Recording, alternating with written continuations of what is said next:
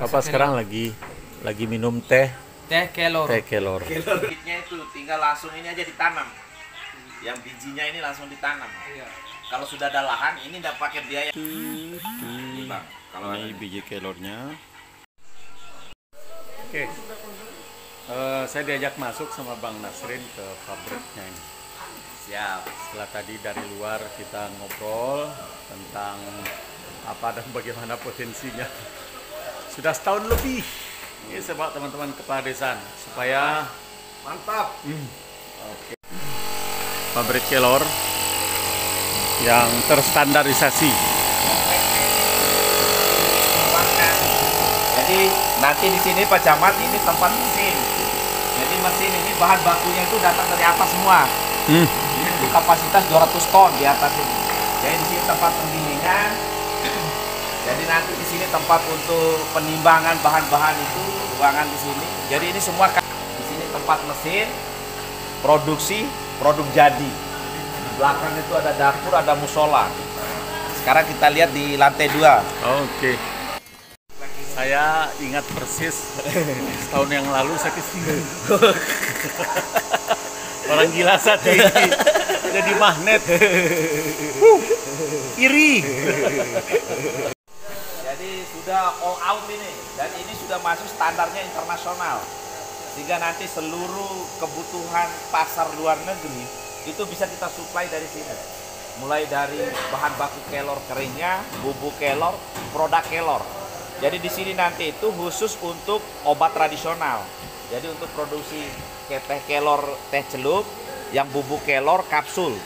Nah nanti di sana itu kita akan jadikan sebagai tempat untuk kosmetik.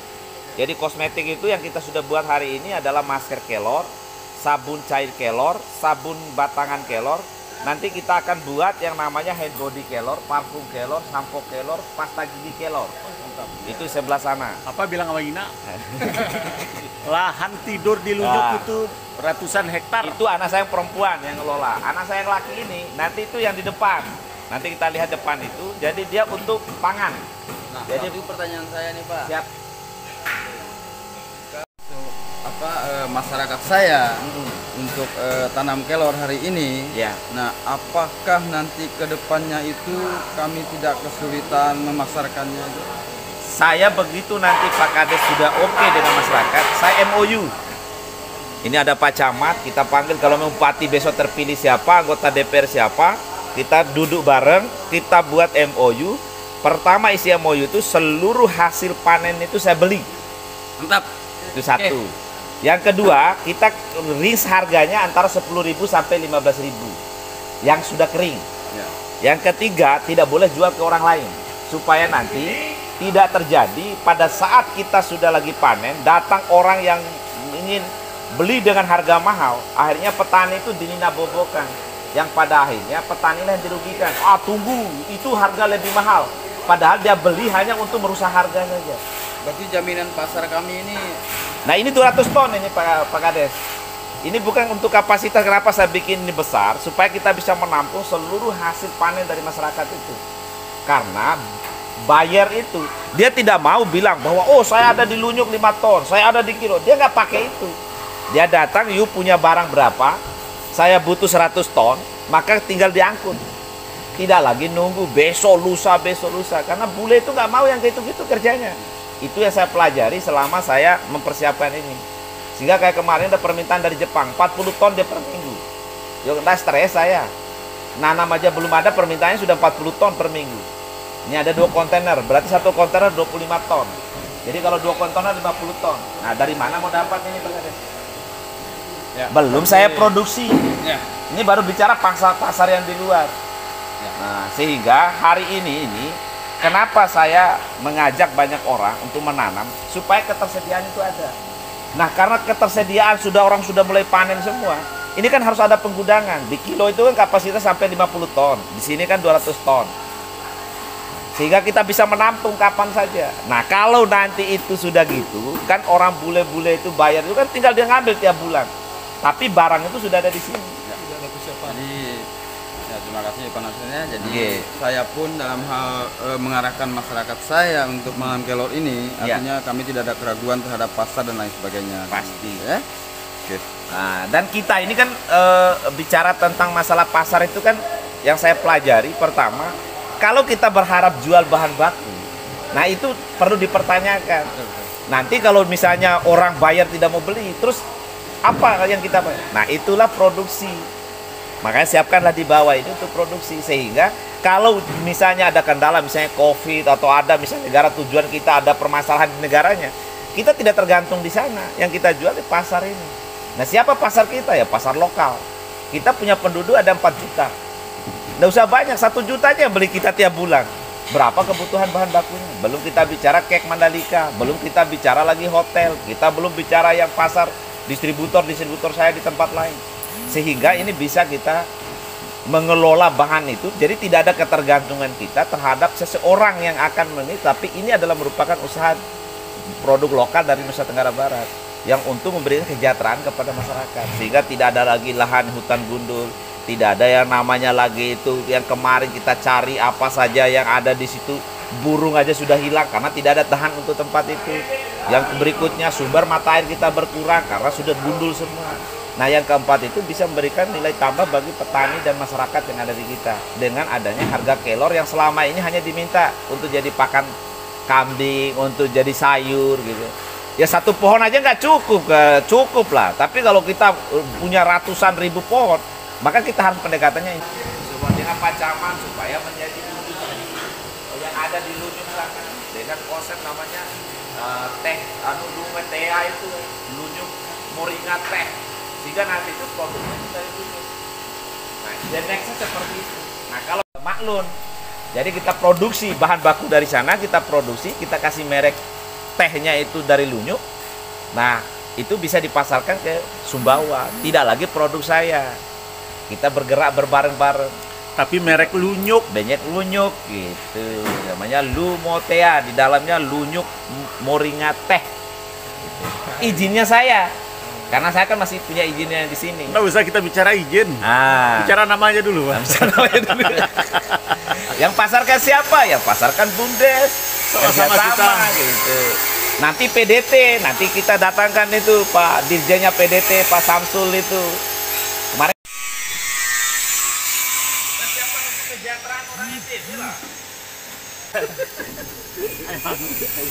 Oke, ngobrol santai, berisi, dan langsung.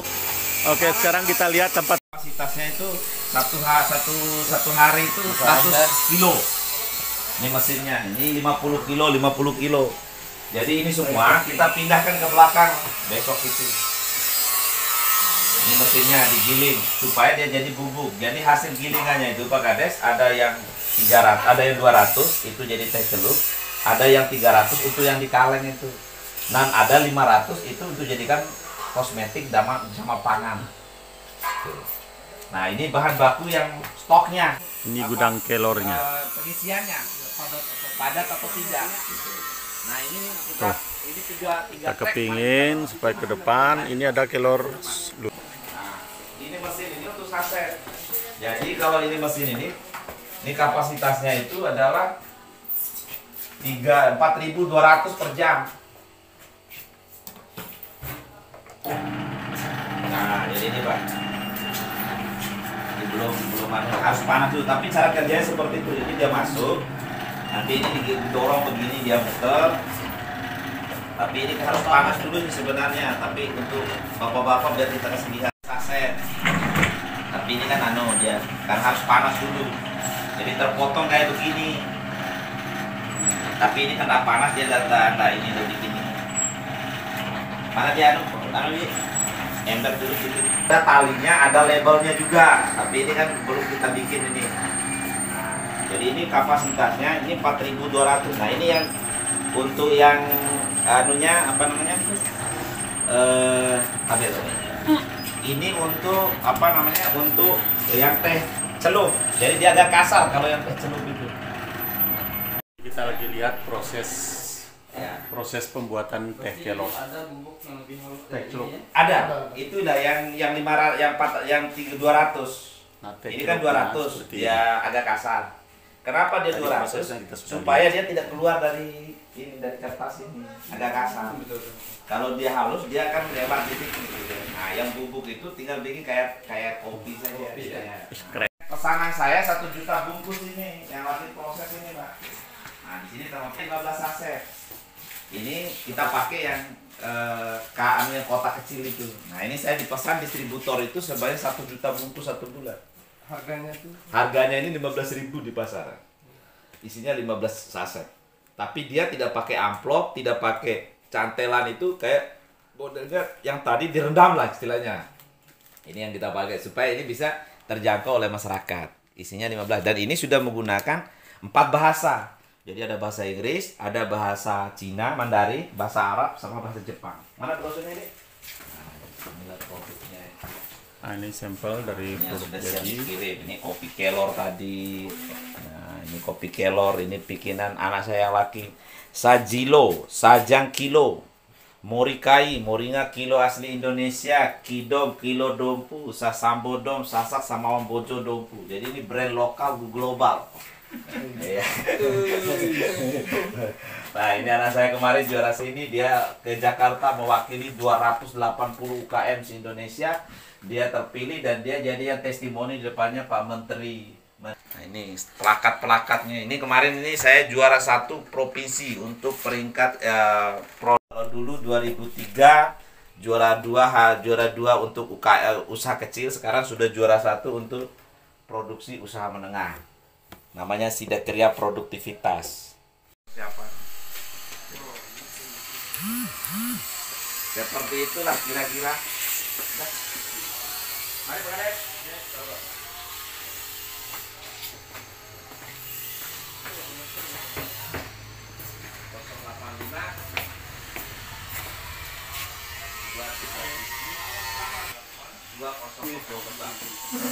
Saja biar nanti saya simpan. Sini Pak Kades. Dan dia sudah mulai tumbuh, dia punya tunas, baru itu ditanam. Kalau dia tidak ada hama, misalnya kambing ataupun sapi, itu tingginya itu jangan besar panjang-panjang seperti yang biasa itu, cukup 30 cm aja sudah cukup. Karena yang kita mau ngambil besok itu daunnya. Jadi kalau dia misalnya ada sapi kambing, barulah ditanam 1 meter atau 1 dengan masukkan 5 biji bawang siung bawang, kucek-kucek bawang merah. Tujuannya supaya hama dan hasilnya itu dia lebih bagus, supaya merangsang pertumbuhan. Pendamannya berapa lama? Sekitar 12 jam. Jadi 12 sore jam. misalnya. Setelah 5 hari baru dia nanti tumbuh kecambah dia. Oh, berarti setelah keluar kecambah itu Kecambah baru itu ditanam. baru ditanam. Nah, jarak tanamnya 50 cm kali 50 cm. Kayak seperti kita tanam jagung. Tinggal pakai tali, kasih tanda, jaraknya 50 kali 50, udah tanam. Berarti bisa pakai ketek itu ya? Ya, Tanam apalagi. jagung itu? Tanam jagung itu bisa. Nggak ada yang nggak bisa. Yang penting sekarang ini kita harus 1 hektar itu yang kalau batang itu bisa 20.000 pohon karena jarak Per tanamnya hektar. 50-50. Kalau dia pakai biji bisa 40.000. Tinggal Kalau di harus kampus kejar. saya itu kan ini, nah cuma karena supaya pertumbuhannya dia maksimal, maka dikasihlah jarak 50 cm. Kayak biasa saja gitu kan, dipotong, ditiris, masukkan ini baru dikasih itu segini. Oh, jadi ban brek. Nah, itu. Nah, habis itu lagi nanti Pak Kades kita siapkan lagi untuk ternak ayam itu di lahan itu.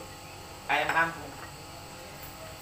Masa kita sekarang ini ayam kampung aja pulang kita ke kemana-mana susah sekali. Padahal itu kan kalau sudah dipagar bagus, lepas ayam kampung itu kan tidak ada kita pakai apa-apa ayam kampung di bawah. Makin menarik ini Pak pembicaranya ini. Oh iya Pak. Ya. Jadi selama ini kan kita terbatas dengan satu tanaman, komoditi. Ke depan orang NTB harus mampu bagaimana meningkatkan produktivitas itu dengan melakukan